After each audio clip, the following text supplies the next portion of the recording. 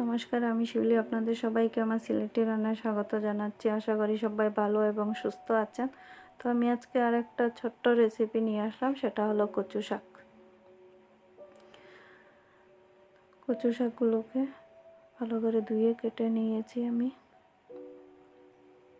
সঙ্গে লাগছে নুন, চিনি,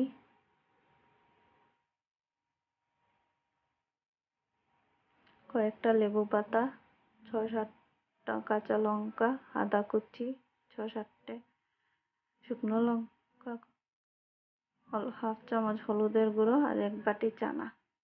তো কচুগুলাকে প্রথম অল্প সেদ্ধ করতে লাগবে, তাই কড়াই জল দিয়ে দিলাম।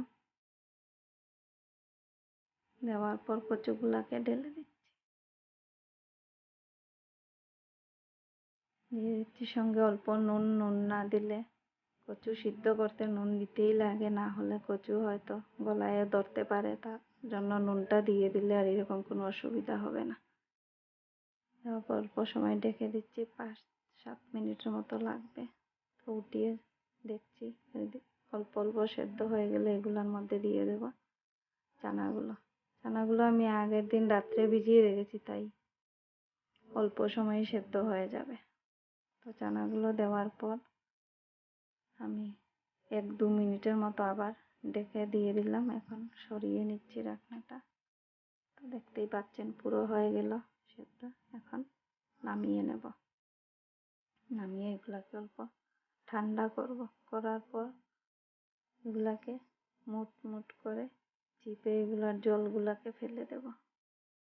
এগুলার জলগুলা ফেলতেই লাগে, না হলে শাক বানানোই যাবে না। সবগুলা জল ফেলে দিলাম। এখন দিয়ে দিচ্ছি কড়াইয়ের মধ্যে অল্প সরষের তেল।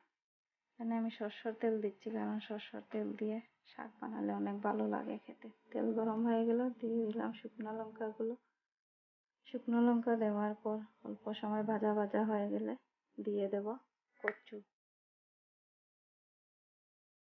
সবগুলা কচু একসঙ্গে দিয়ে দিচ্ছি। দেওয়ার পর অল্প নাড়াচাড়া করে দিচ্ছি। অল্প নাড়াচাড়া করার পর প্রথমে দিয়ে দেবো এগুলোর মধ্যে নুন। নুনটা অল্প কমিয়ে দিতে লাগবে, কারণ আগে দিয়েছি, এটার জন্য নুনটা অল্প কম লাগবে। সঙ্গে দিয়ে দিচ্ছি চিনি, ছোট চামচে হাফ চামচের মতো হলুদের গুঁড়ো, সঙ্গে কাঁচা লঙ্কা,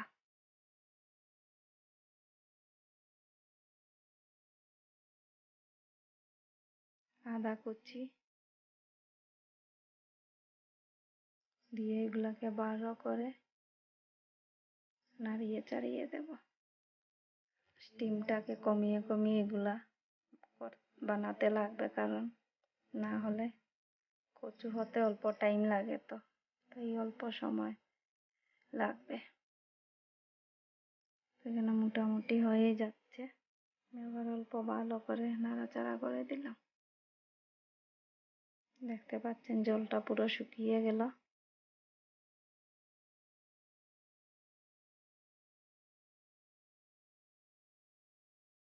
জলটা শুকিয়ে গেছে, আমি দিয়ে দিচ্ছি লেবু পাতা। লেবু পাতাকে অল্প ছিঁড়ে ছিঁড়ে দিচ্ছি। আর লেবু পাতা দেওয়ার কারণ হলো গিয়ে সেন্টটা ভালো হবে। সঙ্গে অল্প ঘি দিয়ে দিচ্ছি।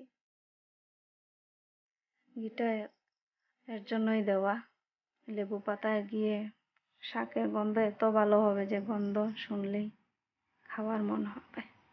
তো এগুলো হয়ে গেলে এখন নামিয়ে নিচ্ছি। তো দেখতেই পাচ্ছেন কচু শাক পুরো রেডি।